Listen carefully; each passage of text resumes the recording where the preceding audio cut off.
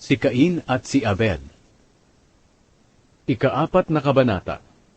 Pagkatapos noon, sumiping si Adan sa asawa niyang si Eva at nagbuntis ito. Nang manganak si Eva, sinabi niya, "Nagkaroon ako ng anak na lalaki sa pamamagitan ng tulong ng Panginoon. Kaya Cain ang ipapangalan ko sa kanya."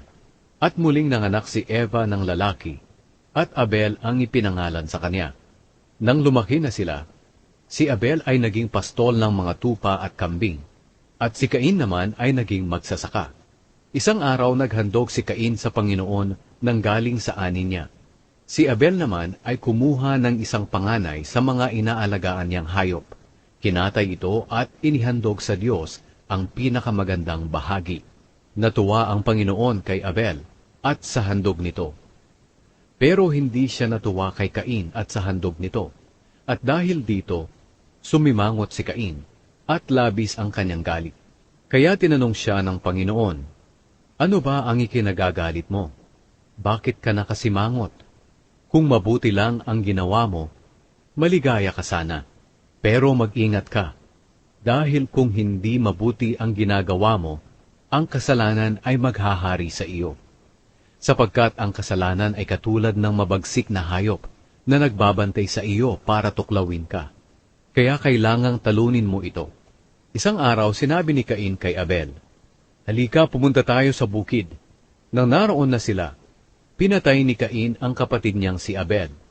Pagkatapos, nagtanong ang Panginoon kay Cain, "Nasaan ang kapatid mo?"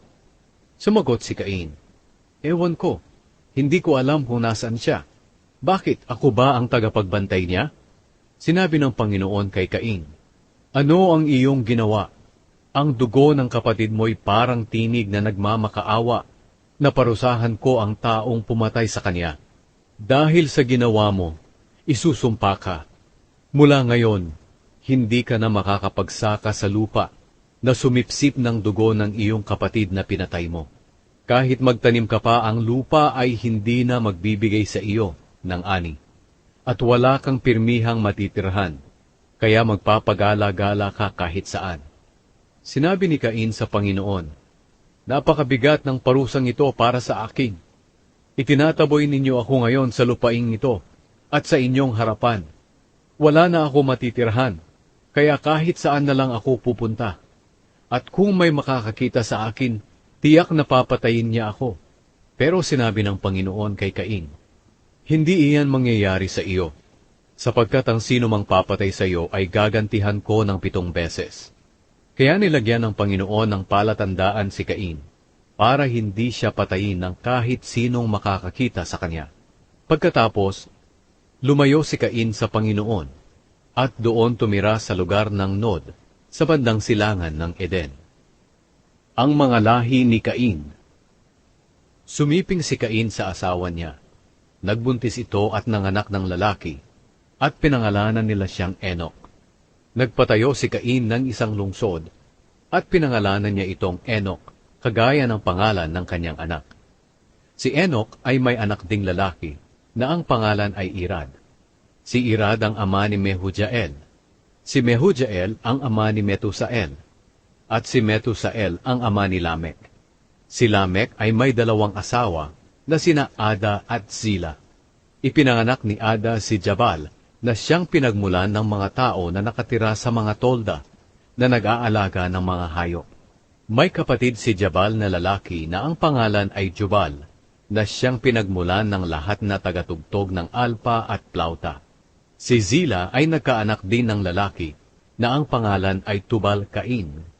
Si Tubal-Cain ay gumagawa ng lahat ng klase ng kagamitan mula sa bakal at tanso. May kapatid siyang babae na si Naama.